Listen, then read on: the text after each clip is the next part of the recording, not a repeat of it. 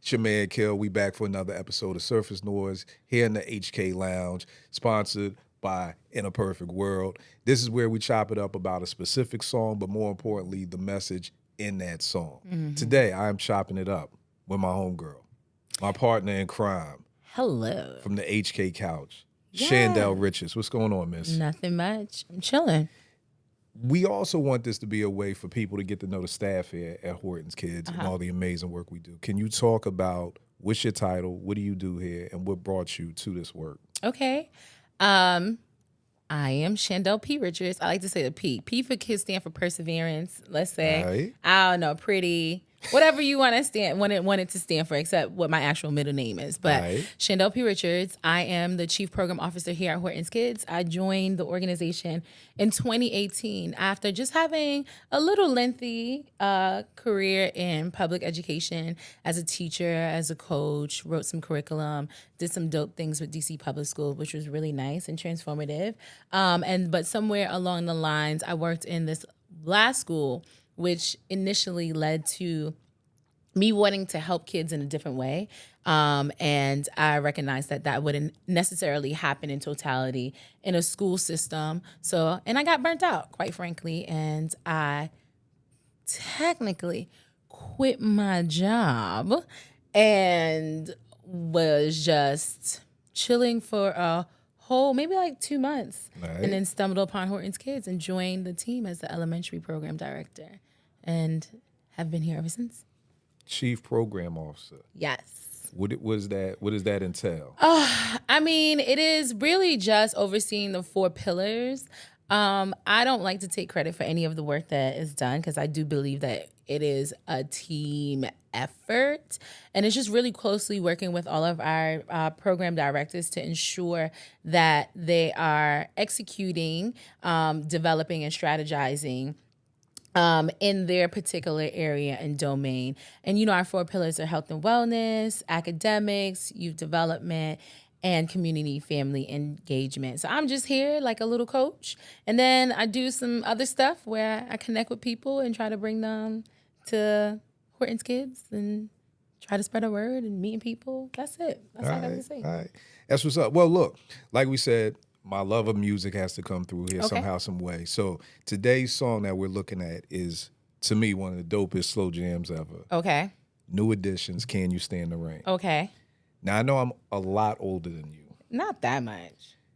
Do you rock with... I'm gonna let... He's a lot older than me. It's okay. I'm gonna let him... Yeah. Do you rock with New Edition? Yeah. I like the song. I do. Okay. It's one of my favorite songs ever. Funny thing is, I've never been a lyric person. Oh, I like reading lyrics. See, that wasn't me, especially with slow jams. They were just on my slow jam tapes. You know what I mean? That was it. I never really was into it. And it took me years to really sit down, as crazy as it may sound, to understand that what the whole song is talking about is, can you stand the rain? Can you make it through the storms, like through a relationship, through the ups and the downs? Are you just going to bail when times get hard? And how do you fight through that? So that's what we want to chop it up with about today. Can you share a storm? Because here's a great thing I always tell young folk, man. If you live long enough, you're going to go through a couple of storms. Yeah. There's a lot of storms, and you hear young folk, I ain't been through no storm. You live long enough, if you're blessed to live long enough, you're going to go through some storms. Can you share with us today a storm you've gone through and how you got through that? Yeah, I do. I can share. I think I had like a whole tsunami that happened. So I'm going to start this conversation just giving you like a little bit of backstory. So I am the daughter of 2 immigrant parents, and they're from the island of Antigua. My mom and dad never got married. For some strange reason, they never lived together, whatever. It's weird Caribbean life. And around 7, and I've historically always lived with my aunt that's living with me right now. She had a 1-bedroom apartment in Queens. So me, my mom, my brother, and her all lived in this 1-bedroom apartment. And for whatever reason, she was a nurse. It wasn't like we were socially, economically deprived, but we were living in a neighborhood which was kind of sketchy. So they used to call our building like the Trump Towers of the hood because we had a doorman What? Yeah, In we Queens? had a doorman in Jamaica, Queens. I lived on the 10th floor, but my apartment was legitimately across the street from a methadone clinic. Right. Right? So you already know what that means, everybody. Right? And it was directly on the other side of the block. It was like a halfway home, a home for abused mothers. And then there's Jamaica Avenue, and then, whatever that comes with that environment. So I grew up in an area that was historically kind of like violent, and very diverse people. But I had this one building that we lived in, which was quote unquote nice. But I also lived in a 1-bedroom apartment. So you can imagine all of like the conundrums that's happening there. So at 7, my mom got the opportunity to move to the island of Tobago because she had a great aunt that had some businesses there. And my family are serial entrepreneurs in the Caribbean. And so she took the opportunity to move and open a store. All right. And it was great. It was a very interesting time because I got to move to an island. So you lived there for a minute. I lived there for like all of elementary school. Dope. Right? All of elementary school, that's why I love the beach so much, and that's why I hate the cold. So I lived there for all of elementary school, and then somewhere around 12, for whatever reason, my mom felt like it was best for me to move back to the States, but she didn't move back with me. So I moved back, and I moved in with my aunt and my brother. And my brother never moved to the islands, but that's like Caribbean folk. If you know anything about immigrant life, people always do that, where, you live with your aunt, your uncle, or whoever that may be like your third parent, right? And she moved back to the islands. And then she moved back, and she just, I never moved back. So right there, you can kind of see how, like, you're at 12, you're like, dang, I spent a lot of years with my mom. So you grow up just not understanding what's happening per se. You kind of have like a little bit of like, I would say like abandonment issues, because you don't really understand why your parent has made that sacrifice or that decision, or why would my aunt say yes to that? Like, you don't know the whys, right? Right. And my aunt at the time, this was like a perfect storm too, because she was dealing with her own personal issues. So from 12 to 18, I like to say, and my brother could co-sign this, is that I pretty much raised myself. Like, and I'm super sad, right, to a certain extent, because it's not that like I didn't have any financial support, because people will send me money, but I went through all of the household traumas that come with living with somebody who had an addiction. Her addiction wasn't drug or alcohol, it was something else, but it was an addiction that ultimately kind of like did not have her at home. Okay. So a lot of times I was the one getting myself up to go to school. My brother he was like 18, he's 6 years older than me, 18, 19. So, I would be at home for days, weeks on end by myself. I mean, my aunt would always come back like on a Monday, but I would essentially be there by myself. So I figured out how to get to high school by myself and get into a high school that was, because I always had this love of travel. So you had to enroll yourself? I kind of finagled it. It's because I didn't want to go to my my neighborhood school, which was pretty bad. And I used to see kids, because you remember I came back kind of like an immigrant. So I never really was that child that went outside. Okay. Right? Because I knew it was bad. I just left the islands. I wasn't like a bad kid, and I was always afraid of getting into fights. So I would walk home from school, and then, Hillcrest High School and Jamaica High School used to have them come out in drones, and I would see them fighting all the time. And I'd be like, goddamn, I don't want to get beat up. Right. So I figured out a way to go to a school that was not my zone school, because they were rezoning at the time, this particular school. So it was kind of like open enrollment. So I got into the school. I was able to take this bus. Shout out to Francis Lewis, which kind of like instilled with me the love of traveling. So anyway, went to Francis Lewis. That was cool. Had my own battles in high school, which wasn't bad. I was never like a bad kid. I never did anything wrong. I never, I used to hang out with like the quote unquote troubled kids, but I would be in there like, dear guys, we have to go to school. Peace and love. Always very bubbly. They used to tell me, shut up. I'm always trying to be a peacemaker. All that good stuff. My mom always came back and forth because she owned a business. My other aunt owned a business too. So they would come and shop and leave. And, every summers I went to the islands, like religiously. So school let out on like on a Friday. By Monday, I was in somebody's island for the whole entire summer. So I still had like that thing, right? And then I went to college. But the funny thing about college, because my aunt was dealing with her own battles, she got evicted. And I will never forget. I knew they were coming. I was getting ready for college. And I had all this stuff. My mom was like, I am not buying a plane ticket. I'm going to donate the money. I'm going to give you the money to ensure that you got books, you're getting ready for school. So, I was buying mad stuff.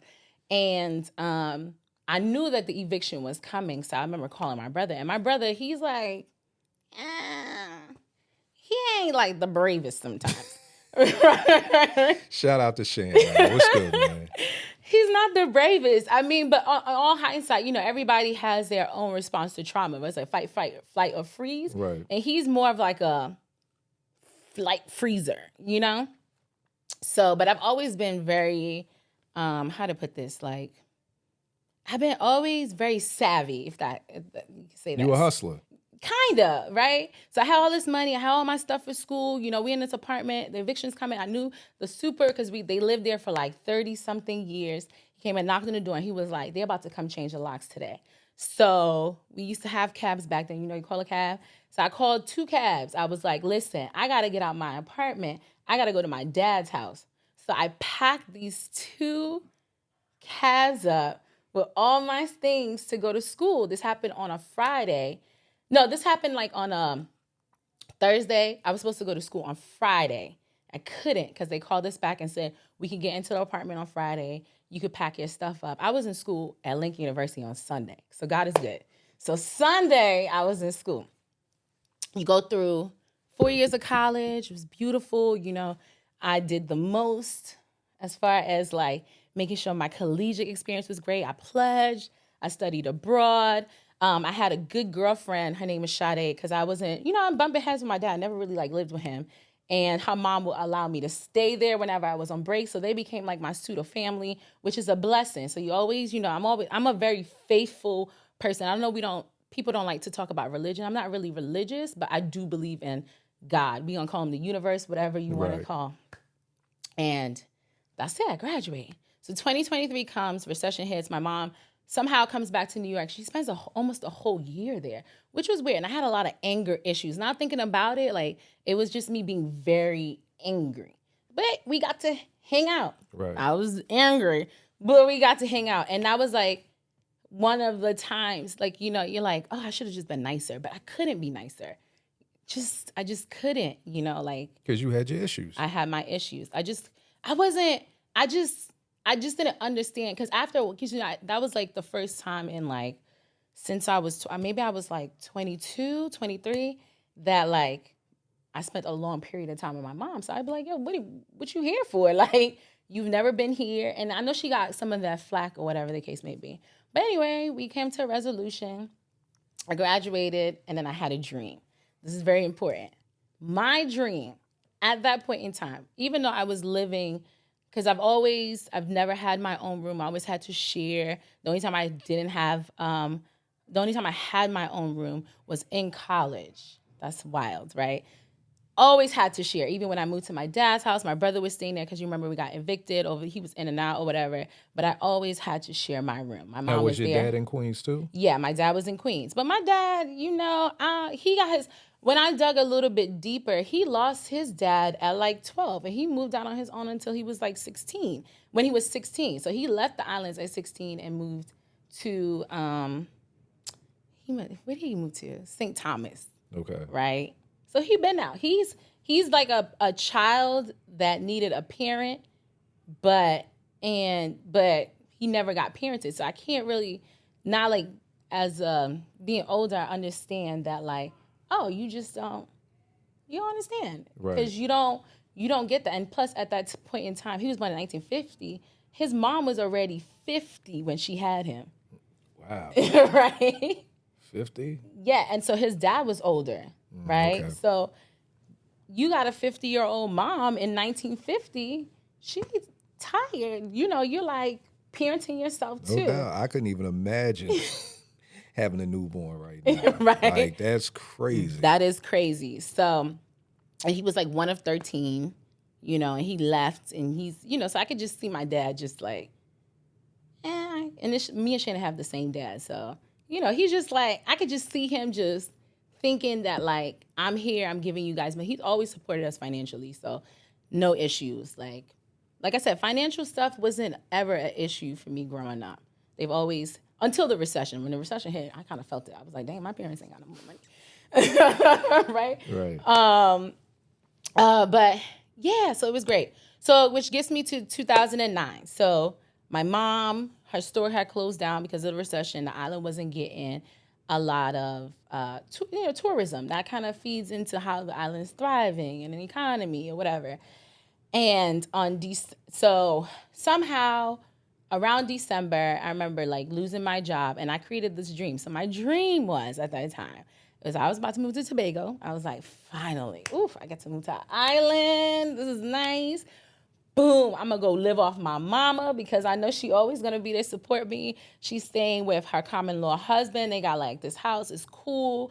I got all my friends that I know. Everybody from like elementary school and all the years that I've been going back. Life is about to be grand. And I love clothing. This is what I grew up in. They owned a boutique. So I was like, I'm about to crush this because I've been working my little odds and end retail jobs. I know what it's supposed to look like in a store. We're about to have a fashion show. I had all these ideas. So my mom was still in New York and she was shopping. So I told her, I was like, Mom, we got to get people to understand that the business is still open. So I'm going to go first. I'm going to go down to Tobago. So I went down to Tobago on December 2nd. And I'm going to go open a store every day. It was the most boring experience in my life. I mean, I was falling asleep at the register because nobody was coming in. People were coming in, but it was slow. Like, you know, they just like, oh, you guys are open again. When you get new merchandise? And I'm like, merchandise is coming next week, you know, whatever the case may be. So on December 12th, my mom, so what happens is typically when you fly in, Tobago is a smaller island of Trinidad. So you fly into Trinidad first, and then sometimes you have to overnight, and then you come into Tobago. So I was there that whole time from December 2nd to December 12th with her, we call it her common law husband. And he's like a business owner. He owns they have like cars that's kind of like taxis. He owns like a lottery booth, buildings. You know, like he's very entrepreneurial, and they're great. A lot of people know them and love them, especially my mom. They used to call her Aunt Daisy. They loved her. And so I was there with her. I was there with him. Had my own room, in and out, you know, great. And then I told my mom, I was like, Mom, I came down here, I look funky. I need to get my hair braided. This is very important for the story. I need to get my hair braided. So, but I know that we said we're committed to opening this store every day. And she goes, Shandell, don't worry about it. Go get your hair braided. And I'll come in because my flight comes in early enough that I can go and open the store. So I ain't see my mom, right? So I'm getting my hair braided. She's calling me, and I'm like, yeah. She's like, oh, you know, this is nice or whatever the case may be. I'm here, whatever. And then I guess at some point in time throughout the day, she was like calling my aunts and my brother, like, Shandell really like organized this store. It looks so good, you know, whatever the case may be. I got my hair braided, and my cousin comes and picks me up. Somehow my phone drops in the toilet at this hair braider's place, whatever, we're there or whatever. And then my cousin comes and gets me, and we drive back to my old home, which where we used to live with my aunt and stuff. It's like a supermarket on the bottom. And then my my aunt gets a call that says, Daisy's been shot. Wow. Right? Right. And I'm like, so I'm sitting there, I'm like, shot. I'm like, it's fine. I'm like, the spirit would have told me if something bad happened. I'm like, I don't have a bad feeling. And then like, we have to go down there to the house where you were staying at for the past 10 days because they've been shot. So when I got there, my uncle-in-law has a goddaughter. She was a police officer. And she's like, they've been shot. And I was like, what does that mean? Now your my mom and her common law husband. All right. And she was like, someone tried to break in. Someone broke in. Kenneth is by the back door. Your mom is by the dining room. It seemed like they were having dinner and they've been shot. And I was like, okay, well, where is she? Is she okay? And they were like, no, they're dead. Wow. Right? So I'm like, what the fuck? Sorry for cursing. Like, so immediately, I remember menstruating at that time, and my menstruation just went away. And I remember there was just lots of dogs barking. I like threw up. I had to go see her body because, you know, when the coroners come and they zip you up or whatever the case may be. But they robbed they went in and apparently they tried to break in. It was like 3 people. One person was at the back door. He was fending them off while somebody else broke through kind of like the front, shot my mom. She got shot in her head. And her common law husband, his name is Kenneth, he died too. And they ran upstairs. They got a computer. They got some jewelry and left. But Tobago's a small island, so it's like, where you running to? Right. So like maybe 2 or 3 days later, it was done, right? Like they caught them. But I remember just being like, damn, like this is the first time in like 12 years I was about to spend Christmas with my mom. This is the first time. I'm like, this is the first time we actually really starting to get along. I'm getting my dream of like trying to start this boutique. What am I gonna do? Like, I have never taken care of myself financially. I don't have no job. I got this college degree. And I got this store with some clothing. I don't want to be here. Like, it's not like my life. I was trying to start my life here, but I personally don't want to be here. But I had to be there, right? Because there's a funeral you got to plan for. I mean, I didn't really even plan the funeral. Thank God for my like support system. It's 23, like. Right. Now tell me this, was this your first time really dealing with, was this like the first like hard death like that you had to deal with? Yeah, I think my grandmother died, but she was old. Okay. Right. And then in the islands, people die all the time. So it was, you know, like it's a celebration of like happiness. I don't mind. I don't have any problems with like death per se, because I feel like if you're old, you're supposed to die. Not supposed to, but you know, like it's like okay. It's a natural progression of life. It's what life is. Right. But when something tragic like that happened, I remember thinking for years that like, oh my God, this is so ghetto. Like, imagine that. Like, you're like, this doesn't happen to people. Like, how can I go on and, like, this is weird. Like, these are good people that spread a lot of love and joy to other people and help out a lot of people. Like, why would my mom die? I'm 23. Like, she would never see me have any kids. She would never see me get married. She would never even see me actually become a woman. Like, by that time, I was, like, tomboy-esque, kind of rough around the edge. It's just, like, I hadn't even evolved. So I remember just being like, couldn't sleep. I was so scared. I was like, so scared. My brother came down and stuff, and he was with me. So scared. But one thing that was the first transformative conversation that I had was a reporter, because they were very popular on the island. Your mom and her husband. Mm-hmm. Okay. Very popular. Very popular. And a reporter came because, you know, it's island news. It's a tragedy, somebody thing. And she was just like, what do you want to tell the people that's done this to you and your family? And I was just like, they know not what they have done. I was like, this is evil. Like, this is something, like, God is going to spite them. I don't have to do anything to you in order for me to feel like I need to get I don't want revenge, because it's not going to bring back the thing that I want the most. Right. I forgive you. It was like, it's like, I can't even be angry because you made the dumbest mistake in your life. How am you're like, I'm not even, it's so funny because I don't think I've ever been angry at the people that caused the issue. I was more so angry at my mom for not momming. Okay. That's a whole other thing. But like, I just was like, they know not what they've done, because good happens to me. This is bad. This is real bad. But like, I have never met anybody that's done something bad to me that has not gotten something worse. So I'm just like, let God help. Let God be with you. But she told me that, like, she was like, the one thing I want you to do, because her mom had recently passed away from cancer, and she was like, I want you to cry.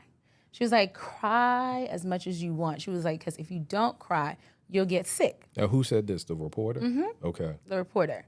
So that's exactly what I did for like months, right? So, you know, me and my brother, we hustled. We sold my mom's store. Well, as many items as we can sell, you know. She was actually bringing, like, we opened up the suit. She didn't even get to, like, unpack her suitcase from her travels. That's so crazy. So whatever was new, we sold it. Whatever was for me, that we kept it.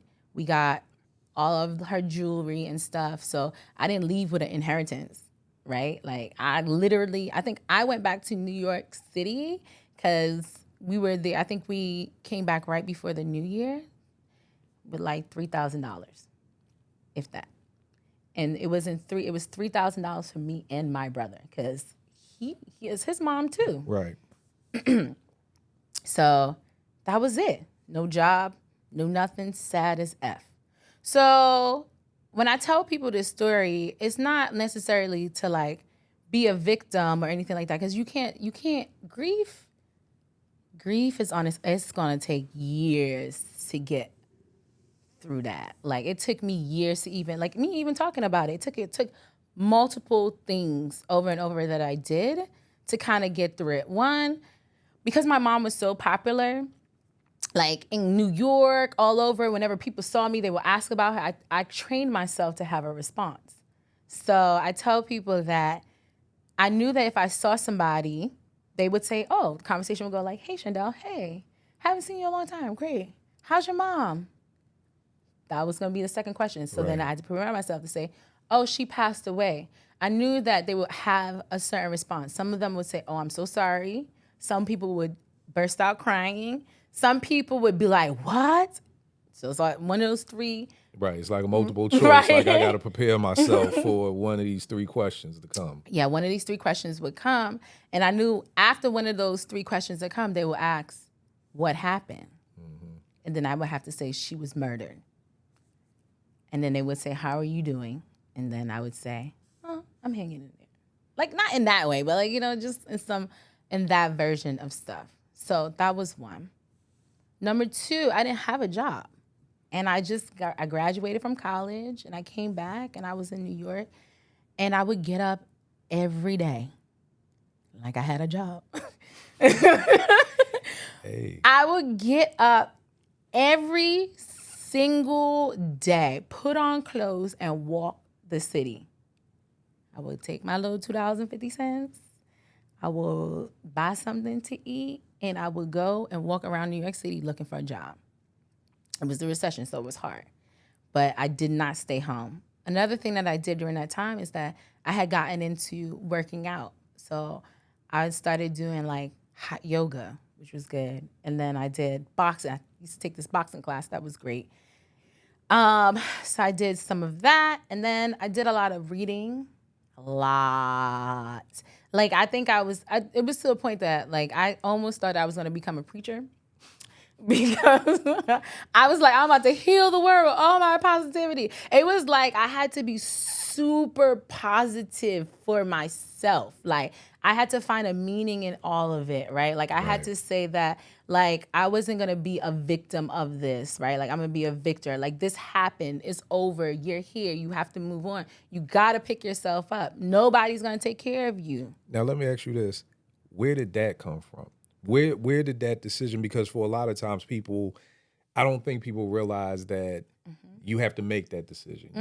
You know, when you're driving and you come to a dead end, you see it in front of you and it's like, which way do I go? When did it hit you that I've got to make this decision to either be the victim or the victor?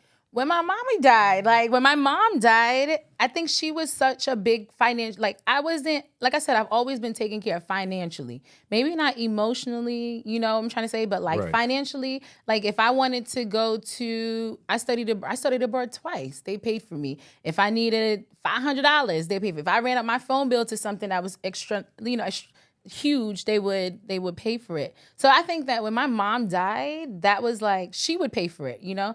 And I think when my mom died, I didn't have anybody, like, who else I'm gonna call for money? Like, I didn't have, and then at that point in time, it was the recession. So a lot of restaurants, my dad is an executive chef. So he was out, he didn't have a job. Like, you know, like my aunt kind of like raised my mom, and she was traumatized. She had lost her job. She was because of whatever how she lived her life. She ended up moving to Antigua. So I was by myself, right? Like, I was like, oh my God, I got to figure it out. So my dad actually got me a job in hospitality at this members only club. It was super racist, but whatever. I was like the front desk coordinator, whatever the case may be, did their stuff. But it kind of provided stability. And that was cool because I got a job, which was great. I got to meet all these highty-tighty Sherlock Holmes people in the city. It was cool exposure. But I remember going to work, and I would have my cell phone and go in the bathroom and time myself crying. I would time this sounds so weird or whatever the case might be, but I cried so much. It's so crazy. I would time, I remember one time I had cried all day. It was like 2 days in a row. And I told myself, I was like, yo, you can't sit here and cry all day anymore. Like, you gotta be able to get up and then go. Like, I understand that you're sad, but you have to function, Shandell. And at that point in time, I was reading Write It Down, Make It Happen, you know, like all these things. Listen to all these gurus, Joyce Myers, T.D. Jakes, whoever else that was positive, The Secret, you know, like I was just reading. I was like inundating myself with so much positivity and like the power of manifestation and all that stuff that I just told myself, like, I can't have it. So like I would go into the bathroom, like because you know, the wave of emotion comes, I would go in, I would say, okay, you got 10 minutes to cry. And I'm not talking about like light tears. I'm talking about cry, like snot dripping, all that stuff. And then when the timer went off, I wiped my face and I'd be like, okay, you have to start your day. That's what I did. But I mean, that's a huge decision to make because there's somebody else who's not timing themselves. No. You know what I mean? So I think that's the thing. So it's just what your mom instilled in you that allowed you to bounce back and not cry all day. Mm-hmm. I think what's so dope about what you're saying is because just recently I've realized that crying is the relief. Because I would always be like, I don't want to cry. Like, I don't want to cry, you know. And, you know, God kind of put on my heart, like, that's the key. It is. You know, to cry. And I think that's amazing that you allowed yourself the time to cry, but then also knew, you know, there's a timer on this. Yeah. Like, there's, you know, I believe everybody should have their pity party, but you got to put the timer on. I had to. I was like, I was in hospitality. Like, right. So you have to go out and greet guests, and they might be having weddings and such on. So then I did that. And then you go through all of the motions of just trying to figure out like what life is now. So it's like when I tell people, I say, this was my moment of recreating my dream, right? So, boom. I'm like, all right, well, I'm not going to own a business. Well, I'm not going to own a boutique anymore. Not really going back into the island. So nobody's going to convince me to go and actually run my mom's business. So that's gone. What am I going to do? I had an accounting degree, hated accounting. That's not for me. And then someone was like, you would be a great teacher. And I was like, really? So I applied for New York City Teaching Fellows because I was hellbent on like staying in New York. I won. It was so funny because I actually won the housing lottery. That's another story. But I won the housing lottery 3 times. 3 times. Explain what the housing lottery is. So in New York, if you have, New York and DC, anywhere, like if you make a certain income, you can get housing at below market rate or whatever that rate is for that income. So in New York, I won the lottery. I was going to get my own apartment, but clearly I didn't have no credit or whatever. So that fell through, which is a blessing, like, you know, because life always unfolds. And then I applied for DC Teaching Fellows. New York Teaching Fellows, and they had like a hiring freeze at the time, so I didn't get accepted. And then I applied for DC Teaching Fellows. And I remember coming off the bus and be like, I can move here. All right. And I got into DC Teaching Fellows, and moved to DC, and that was really transformative for my life. Because I think for one time for like a moment, like thinking about that was like the catalyst of me building my own stability. You know, it was like trials and errors, you know, bumps and bruises. You know, you go to therapy, you make sure you work through your grief. I had to learn how to forgive my mom through death, which is because what I realized, especially working with parents, is that every parent is trying their best given the card that they have. Right? It may not be great, right? But for the most part, and they may be battling with their own demons and things can manifest in a certain way, but I wholeheartedly believe that like every parent wants the best for their child given the cards that they have or their know-how, their mindset, right? They're not intentionally, unless, you know, we have some outliers, but it's my belief they're not intentionally trying to bring harm. They may not know any other way. Right. You know? So, and then once I recognized that, I was like, okay, cool. Took years. And then with my dad, I just realized that, you know, I started to get closer with him. And I realized like, oh, he doesn't even understand what parenting is like. You know, like, it's cool. Like, I got my brother. My brother and I are super dope and super close. And then I had to find purpose within all that because I was like, these are the cards that I've been dealt with. Mm-hmm. So I got to learn how to play my hand appropriately. Like, I could either, you know, fail or succeed or a little bit of both. But, like, I'm betting on me now. Like, there's nobody else to bet on, you know? There's nobody else that's going to come and help me. Right. There isn't. So I had to just figure that out. But I think moving to DC allowed me to provide myself with the stability that I needed. Like, you know, career stability, which is great. My house I'm actually living in is the place that I've lived at the longest in my whole entire life. I'm super proud of that. It's like almost 10 years I've been in one place. I've never had that before.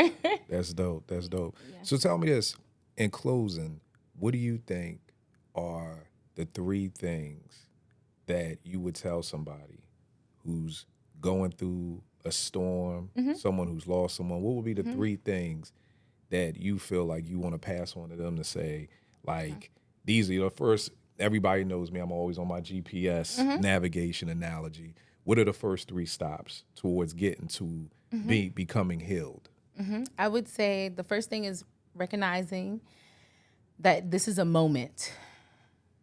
It's a bad moment. It's a sad moment. It could be a tragic moment. It could be a beautiful moment, but it is a moment.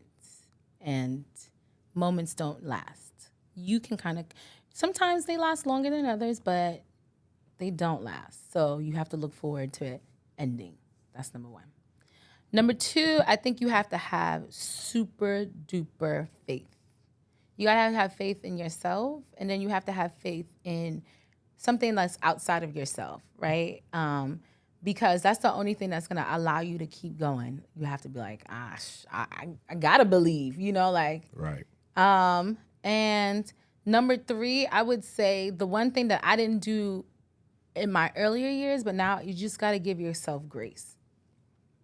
Because you don't have to be strong all the time. Nobody's not saying that.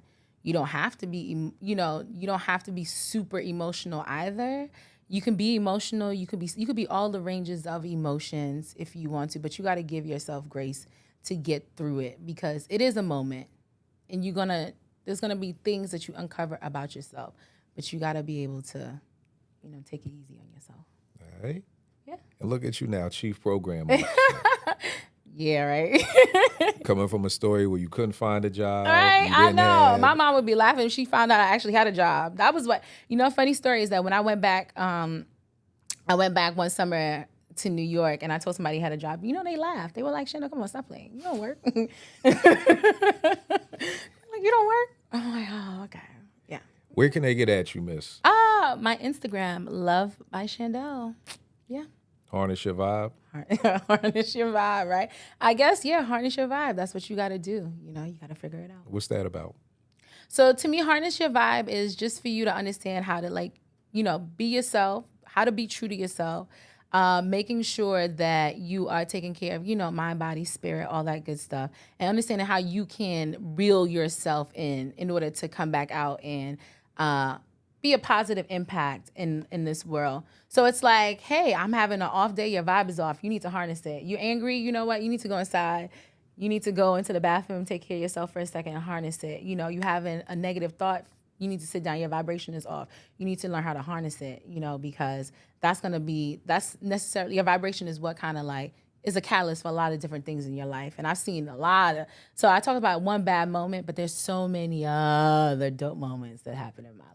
You know, so you got to harness it. All right, that's dope. Yeah. You already know what it is with me, Kill889, Twitter, IG. Again, hortonskids.org. Beautiful organization that we work for. I love my job. I do too. We love our jobs. The HK Couch, the premiere episode is out with Miss Yolanda Pinckney, hosted by myself and Shandell. So definitely tap into that. But hortonskids.org, so many different ways that you can donate.